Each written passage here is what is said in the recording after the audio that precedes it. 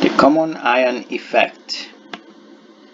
Alright, so the idea with the common ion effect in relation to the KSP is that sometimes you may be trying to add the insoluble salt not to pure water, but rather to a solution of water that contains one of the ions present in your insoluble salt. So for instance, instead of adding silver chloride to pure water, you could be adding silver chloride to solution that contains silver nitrate that's fully soluble. And so the silver is the common ion in association to the insoluble salt. And there is a specific thing that happens when you have a common ion present in solution, namely the solubility of the salt goes down. Now in the case where you will have maybe sodium chloride, then the common ion becomes chloride and it has a similar effect. So we're going to find out what the concentration of silver chloride is in a solution that contains 0.05 molar sodium chloride already in it. Alright, so what we do is we still set up the equation based on the insoluble salt, right? So you do not want to set up this equation with sodium chloride because it's not insoluble. That's actually fully soluble. So you start with silver chloride, you're going to produce silver plus and Cl minus. The initial concentrations, silver you have none to begin with, but because there is 0.05 molar sodium chloride, you actually have an initial concentration of 0.05 chloride present in solution. The change in concentration will still be plus X and plus X for both of them based on their balancing coefficients. So you end up with an equilibrium concentration of X and plus 0.05 plus X. So the KSP, which is the concentration of silver times the concentration of chloride, ends up being X times 0.05 plus X. Since the value of 0.05 is a lot larger than 10 to the negative 10, in other words, if you divide 0.05 by 10 to the negative 10, you will end up with a value greater than 400. The plus X is negligible.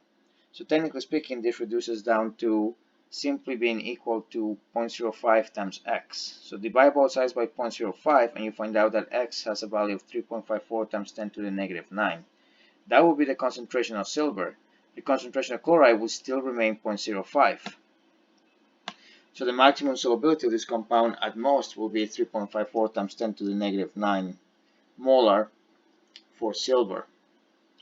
And if you compare this to the situation where you had no chloride to begin with, notice the value here, 1.33 times 10 to the negative 5 for that situation, but add the 0.05 molar of chloride to begin with, and this drops down by a factor of 10,000. Alright, so it's even less soluble in this particular solution that has the common ion present, where the common ion in this case is chloride. Alright, let's do another example. Let's say that we have silver arsenate, and we're adding this to a solution that contains 0.05 molar silver nitrate. Okay, the insoluble salt is not the silver nitrate, and you should know that because nitrate makes anything soluble. And also I have the symbol AQ there, so if you start this equation by using silver nitrate, you're automatically gone the wrong way, and whatever you end up doing is very likely going to be wrong. So make sure that you start with the insoluble salt, silver arsenate. You have 3 silvers in silver arsenate and 1 arsenate, so you are end up with those particular products in that proportion, meaning that for your ice table, initial concentration of silver, you actually have one. That's the 0.05 molar that came from the silver nitrate. Arsenates, you don't have any arsenate present, so that's 0. The change in concentration is plus 3x for silver and x for arsenate, so these are your equilibrium concentrations. So what you will need to do is cube the concentration of silver and multiply by the concentration of arsenate, which means that 1.03 times 10 to the negative 22nd are equal 0.05 plus 3x all cubed times x. Because 0.05 is a lot greater than 10 to the negative 22nd, the plus 3x ends up being negligible, and we're going to confirm that at the very end. But we're going to remove the plus 3x because 0.05 divided by 10 to the negative 22nd is a lot greater than 400. And now we have 0.05 cubed times x. So you cube the 0.05, divide it from both sides. You end up finding out that x equals 8.24 times 10 to the negative 19. And in fact, even if you multiply that by 3, that's so small compared to 0.05 that the concentration of silver is indeed still 0.05.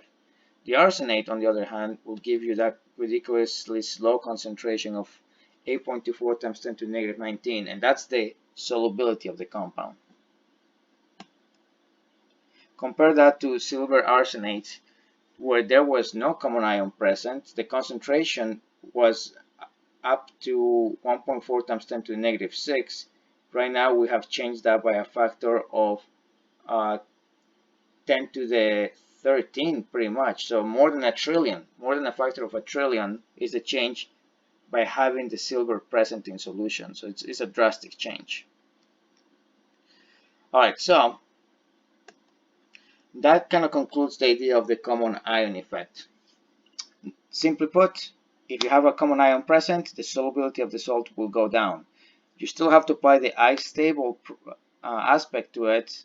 The good thing about it is that very much likely the initial concentration is going to be very large compared to the KSP value, so the plus X's are going to cancel out and you're going to reduce the problem to something a lot easier to digest.